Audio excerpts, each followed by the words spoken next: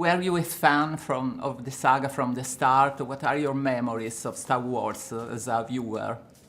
I was, when the first Star Wars came out, I was minus 9 years old. Oh, yeah. So I wasn't even born when any of these came out. Yeah, it's true. Nice.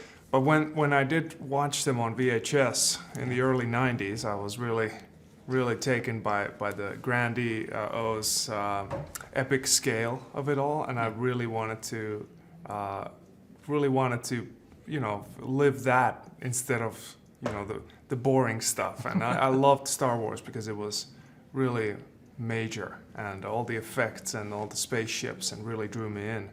I really think it's the best story, you know, all in all, like for families to enjoy, and I never in a million years could think that I would be a part of it, and I just remember all the creativity that went into all the to make that world so weird, and to have that blue milk that Luke drinks and New Hope, and all that kind of stuff really transported me into this galaxy way before I was ever part of it myself. Yeah, and you started this adventure under the guidance of the great late Peter Mayhew. What are the most precious advice or suggestions that he gave you and that you still remember? Peter taught me some of the mannerisms, like to have a proud chest of Chewbacca, and then how he moves, and then I took that and incorporated it into my own performance. So Peter was really helpful in helping me to prepare for this role. And what is the most difficult emotion to convey through the mask under the fur? I mean, it's easy to snarl, but if you have to, it's difficult to have expressions. Yeah, I think the most difficult part is always, like, for example, in Force Awakens, and if Chewbacca has to convey like sadness, those are always like almost somehow difficult, because Chewbacca is such a happy or uplifted, or that's what people feel when they see him. So you're always thinking, what do you want people to feel when they see the character in this state that I have to perform? And then it's harder to create those or be a vehicle of sad emotions than it is to be, oh, Chewbacca is happy and is doing a fun thing, and a comedic thing comes much more easier for me than the sad stuff. I imagine. And talking about advice, since Chewbacca is always close to Han Solo, Harrison Ford, did you some advice to you, or you never had to interactions? Well, Harrison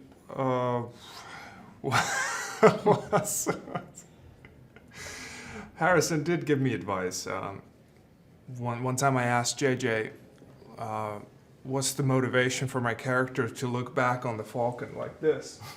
And Harrison looked at me, and I noticed that, and he said, "You don't know? You do it for the money. That's why you do it, for the money." And I've been following his advice ever since. Very practical, yeah. And I know you can't spoil anything, but are you satisfied about this new film and the arc of Chewbacca, how it ends? Ever since JJ was announced to return, I was really happy, because JJ started the trilogy, and I think it's a good idea to